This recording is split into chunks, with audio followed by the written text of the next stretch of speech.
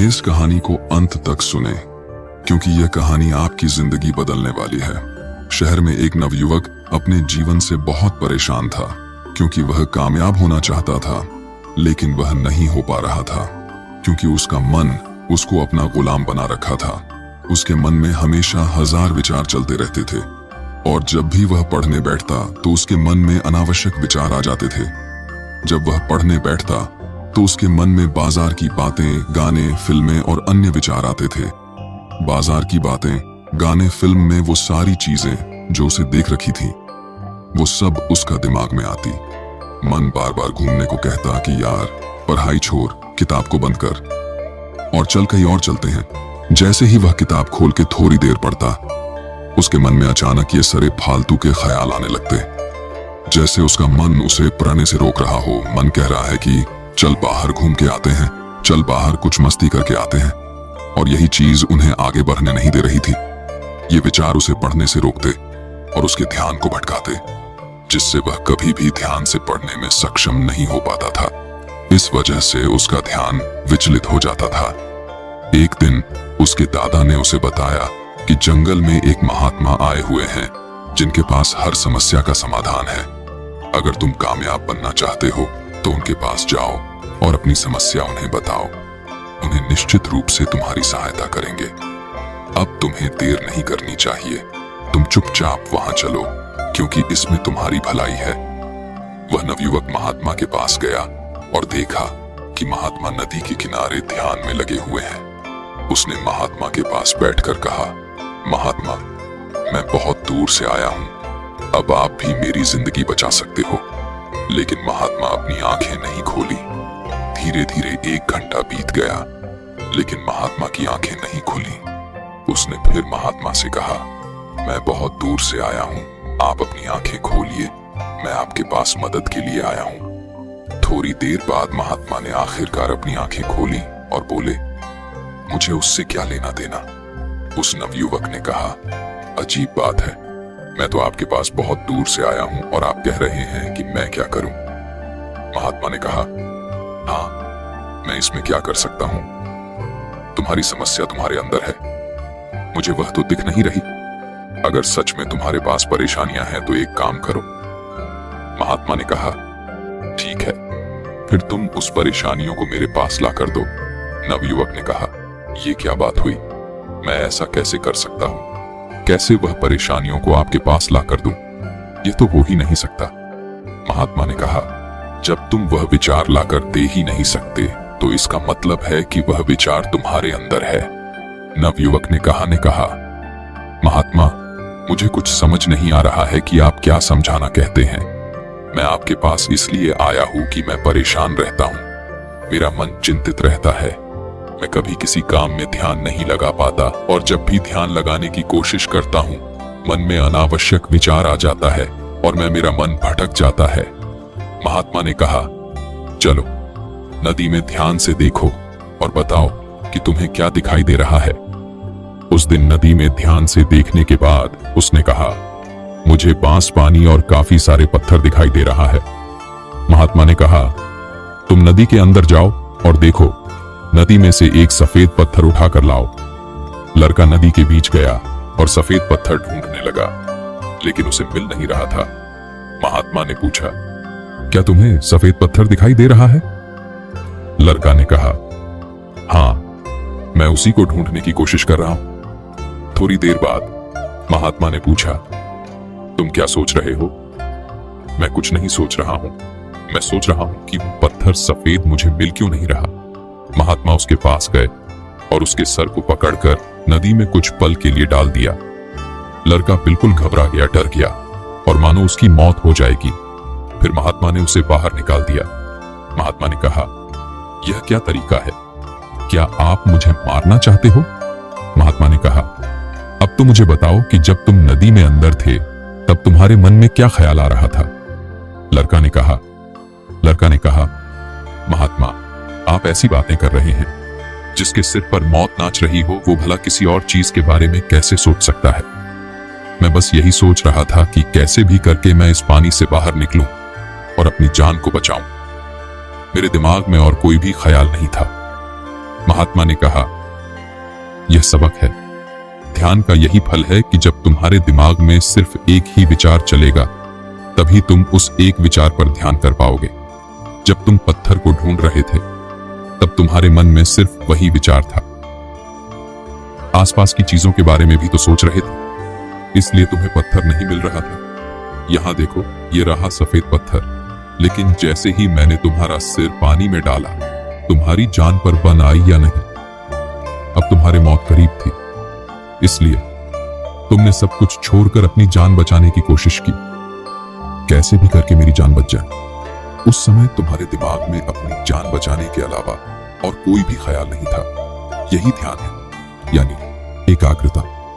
मतलब सिर्फ एक समय पर एक चीज के बारे में सोचना। देखो, हमारा दिमाग सिर्फ एक समय में एक काम के लिए ही बना है। हमारा दिमाग एक समय में दो काम सही से नहीं कर सकता है। इसलिए जब हम ध्यान करते हैं, तो हमें चाहिए कि हमारे मन में कोई और ख्याल ना आए, क्योंकि जब कोई और ख्याल आएगा, तब आप कोई भी एक चीज पर ध्यान लगा ही नहीं सकते। यही चीज पढ़ाई के साथ भी होता है। इसलिए मन को एकाग्र करना जरूरी है।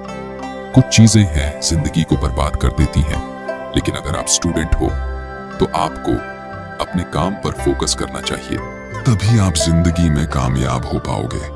इतना सुनकर वह लड़का समझ गया कि जिंदगी में कामयाब होने के लिए फोकस का होना जरूरी है। जब हम एक लक्ष्य के साथ काम पर फोकस करते हैं, तो हम कामयाब होते हैं। फिर उसने महात्मा से पूछा, महात्मा, आप मुझे ये बताइए कि मैं कामयाब होने के लिए वह कौन नियम अपनाऊं जो मेरी जिंदगी में काफी मददगार साबित हो।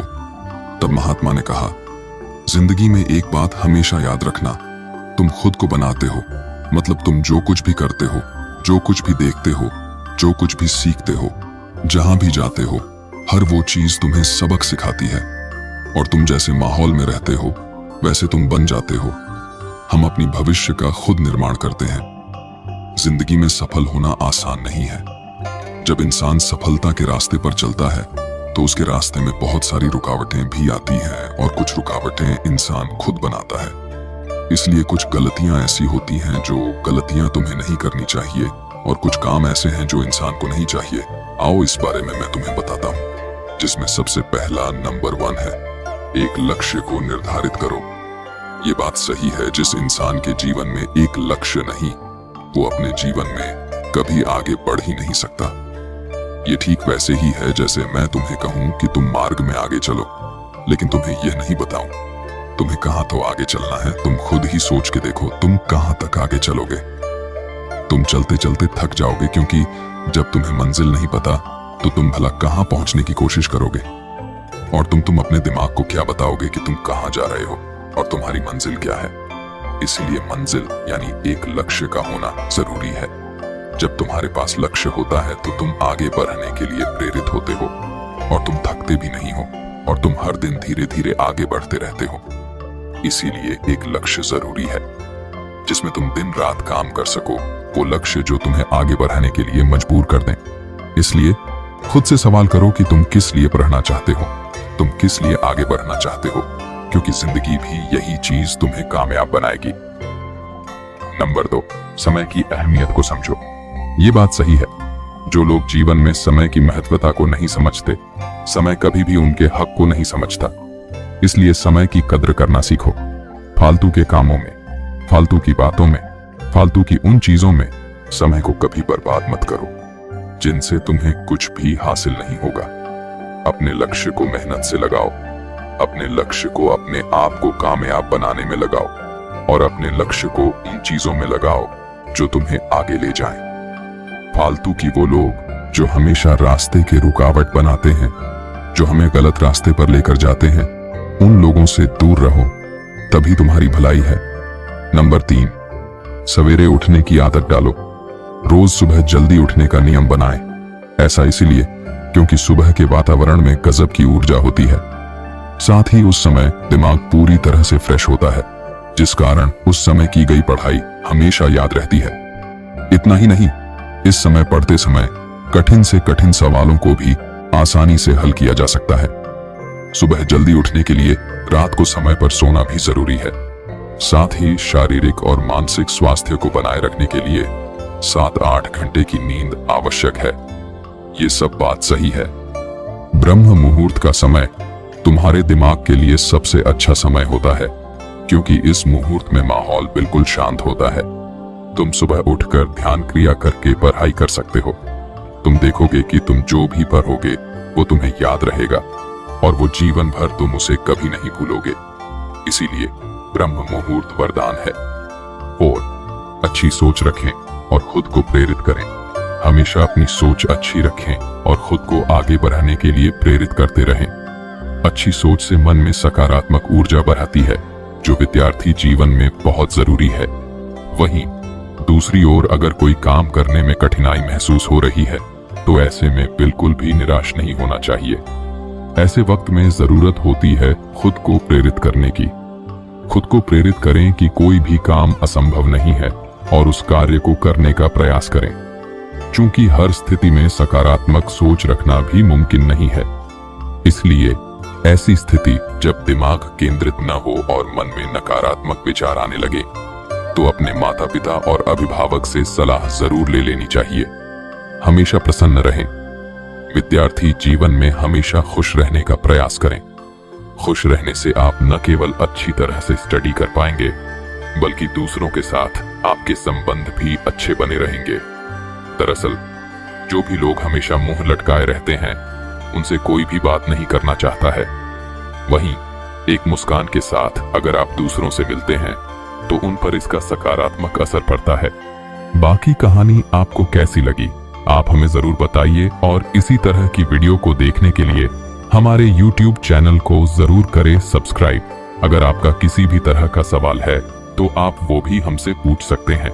तब तक हम आपसे मिलते हैं ऐसे वीडियो के साथ अगले दिन।